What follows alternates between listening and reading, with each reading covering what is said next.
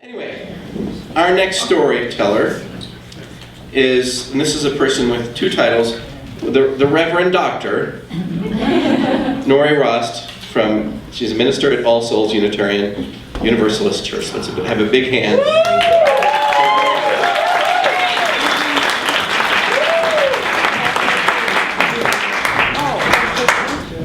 Wow, Warren, he didn't even need to move the mic for me. What's that about? So when I also timidly approached Sharon and said I would be willing to do a story, what I said was I have several funny anecdotes regarding rodents. And, but you know, when she said yes, I took to Facebook, which is what everybody should do nowadays, right? And just put out a post saying, I'm going to speak at this story project. What do you think I should talk about? And I said, do you want me to tell my coming out story when I came out as a lesbian? Or do you want me to tell stories about rodents?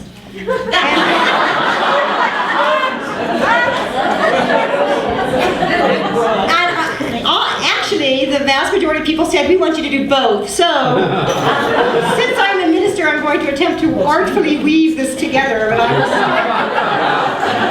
I will start with my coming out story. I just turned 50, and I came out as a lesbian in 1978 when I was 16. In Topeka, Kansas. Now, in Kansas at the time, we had a bumper sticker that said, "Welcome to Kansas, please set your clock back 50 years. So it's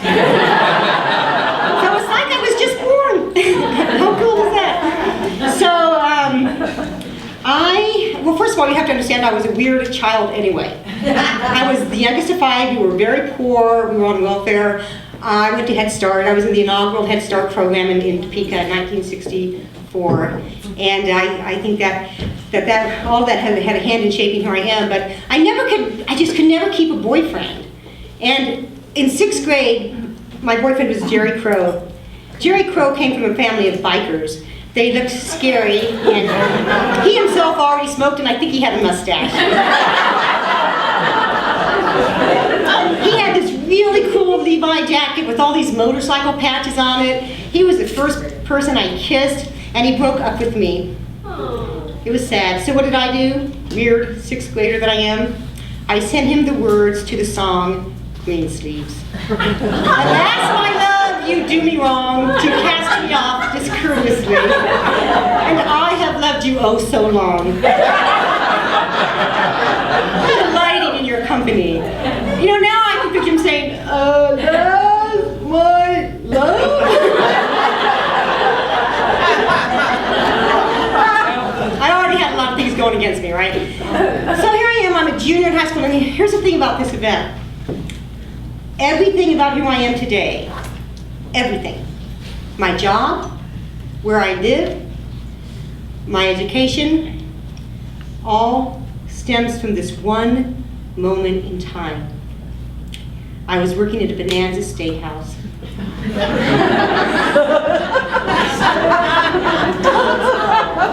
Wondering why now by this time I was breaking up with the boys, right? Because I'm like, okay, no energy there, and I got better at my Dear John letters. I no longer quoted obscure poetry.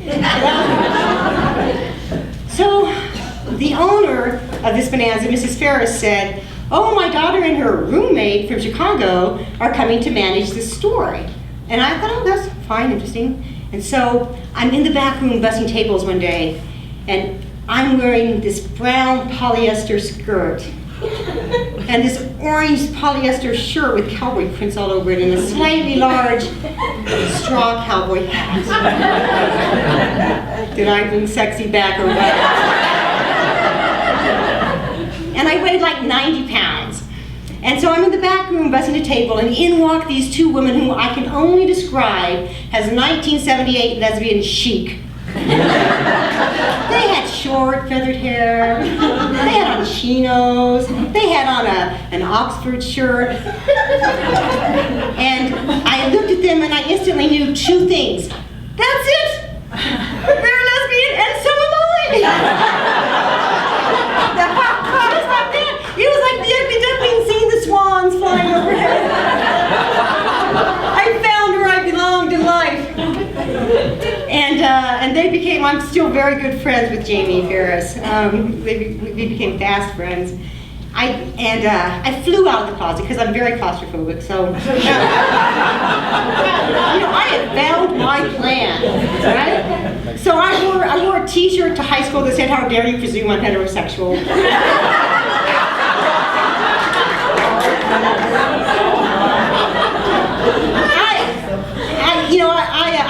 Me and my best friend Sandy Lemon, we got these little 3x5 note cards and we made them into little tents. And on the outside, in like a Sharpie, we wrote "Read Me." And on the inside, we wrote "Gay is good," "Lesbians are everywhere." We did the lambda sign, and then we took them to the Ramada Inn. And we just distributed them in the hallways, you know. I was so proud of being out. Of course, I didn't have a girlfriend. I was single for almost a year before I even got a girlfriend. And the only way to really be out in 1978 in Topeka, Kansas, we didn't have an Inside Out youth program there, so you just went to the bars. And I went to the bars with my best friend Eric Negreed, who he was a year younger, and we came out to one another at a thespian retreat, ironically. Not that his is really much of a coming out, I mean, like, really. Just think Lee and you get the picture. So he and I would go into the bar and we'd meet Jamie and her friends she was over 21, and we'd go early in the day before they started charging cover and ask for your ID. And then Jamie would buy us drinks, but once we got seen enough, then I would go buy my own drinks, and I'd tip the bartender more than the drink cost, right? They had to know I was underage. I mean, a week before my 21st birthday, I got stopped by police officers who thought I was too young to be driving by myself. I did not live 21 when I was 16 or 17, but they just took pity on us, poor little kids coming out of Topeka, Kansas. And I met my girlfriend there, Peggy. We began to date. And at that same time, my mom had married my stepdad. He'd been living with us for several years, but she married him and moved with him to this tiny town called Eudora, Kansas, which has a population of 2,000. And so my choice for my senior year was to move with Mom and Jim to his dad's farm and go to high school, my senior year in high school in Eudora, which probably had a class of 3. Or I could stay where I was. My oldest sister, who was 22, and her husband would be my legal guardians, and I would finish out my school with everybody I'd gone to school with since kindergarten, essentially. So that's what I did. And that was fine until I got a girlfriend. And then my sister kind of wigged out about all that, and she kicked me out. So maybe like November of my senior year, I got kicked out of high school. And I actually have to credit my sister with my first sexual experience, because I was so freaked out by my body. Peggy and I, we made out, but we did not round the bases, baby, until I got kicked out, and then I had to go live with Peggy, right? I mean, there's only so much you can do, so I like to credit my sister Kari for providing an opportunity for my first sexual experience. So then what I had to do, because now Peggy lived in Manhattan, Kansas, which is about 50 miles away. And so I just had one pass that I needed, which was U.S. government. So I moved that to First Hour. I got a full-time job at an insurance auditing agency. I still worked evenings at Bonanza. And then I'd go home about 11 o'clock at night, right? And Peggy and I had a tumultuous relationship. I discovered early on, tended to be overserved. And when she did that, then she was a little loose with her affections. So my senior prom, I went with Eric, my gay friend.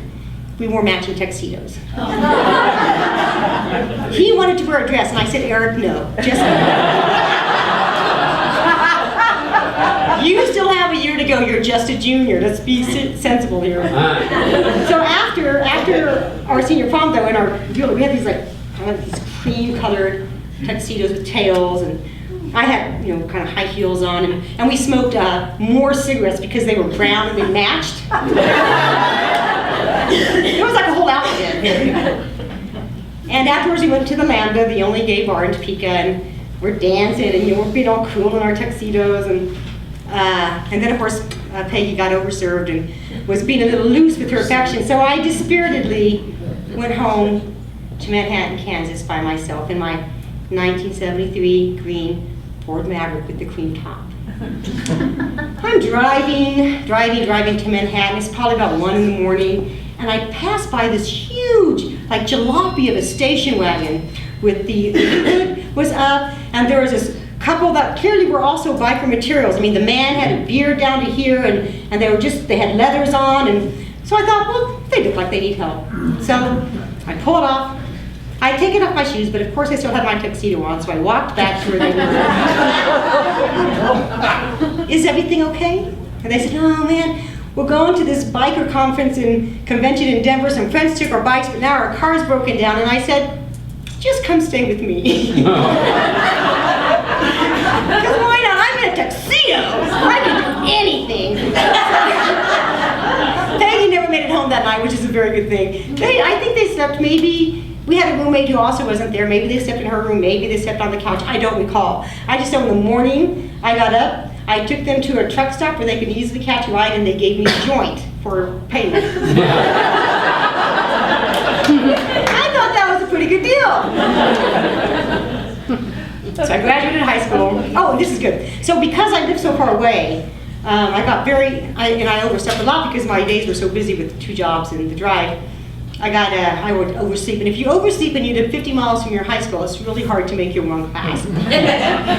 So I got very adept at calling and saying, yes, this is Kari. My sister Nori won't be in class today, she's ill. And I got so many absences that I had to have and they were all excused, mind you, but I had to have my counselor sign all of my excused absences before I could go into class. And then about 2 weeks before graduation, I felt like I should be on a first name basis with this guy. I'm like, hey, here's my absence you need to sign. And my counselor starts to sign it, then he lifts it up. And he says, how do you think you're gonna like summer school? I'm like, you can't do that to me, I've only got 2 more weeks. And he's being very, I'm not doing this to you, you're doing it to yourself, Nori. I'm like, great, give me the lecture, Dad. So I didn't miss any more school. And when I graduated with honors.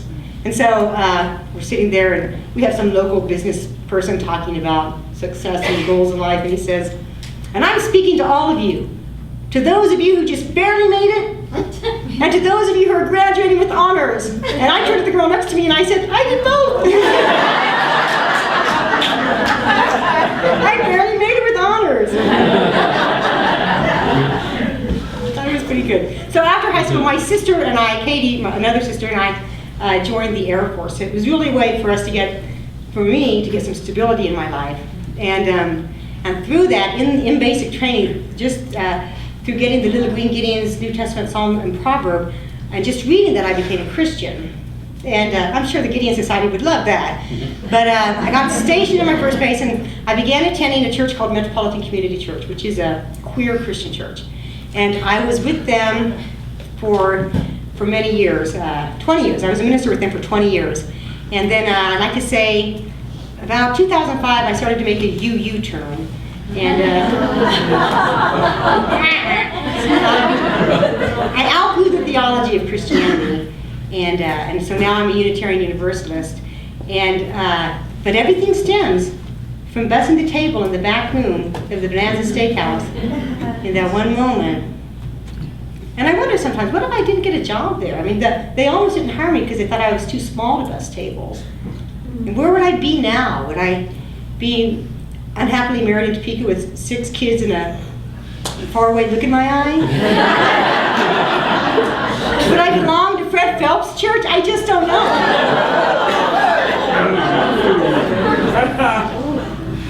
But so I trace all of that from that one moment, except for my education, which I do trace to being in Head Start, which I think I trace my doctorate of ministry directly from Head Start. And you'd think with all of this vast education and experience that I could have a pretty good handle on most things in life, but I have a prehistoric, extremely irrational fear of rodents.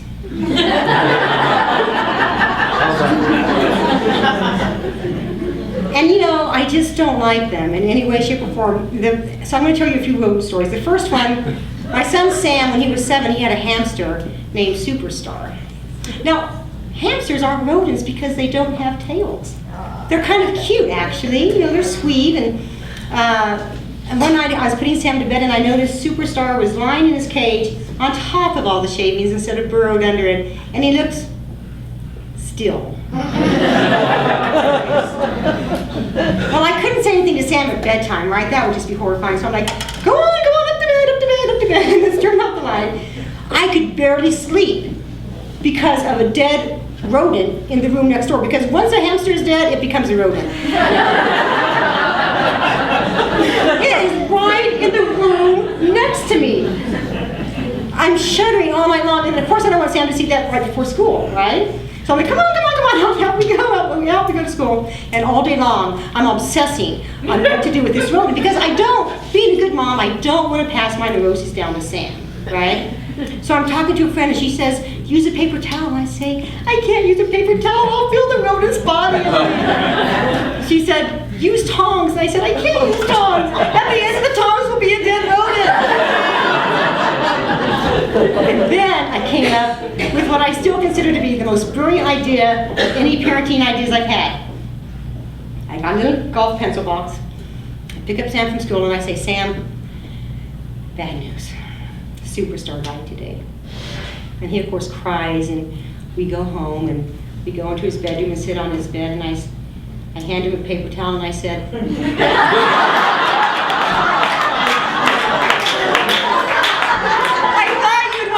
just one more time.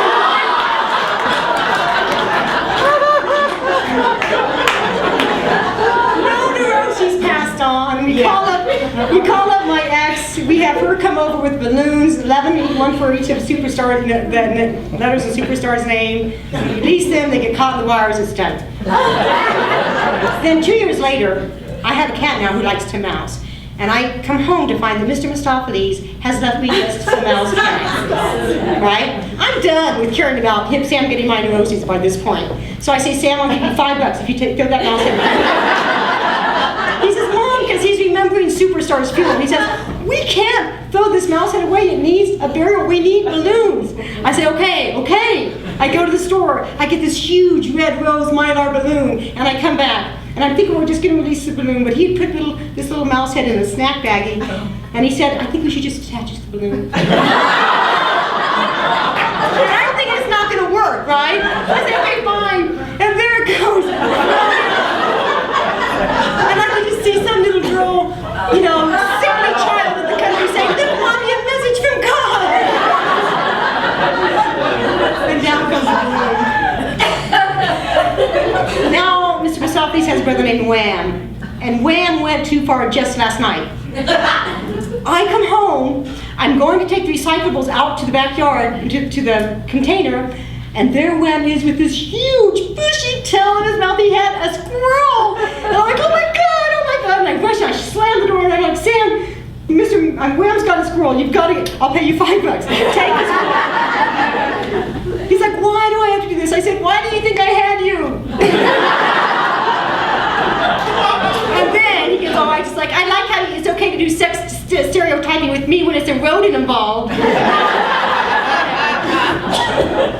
He's 17 now, he knows way too much. So Wham goes away with his squirrel body, but then he comes back with just the head. I'm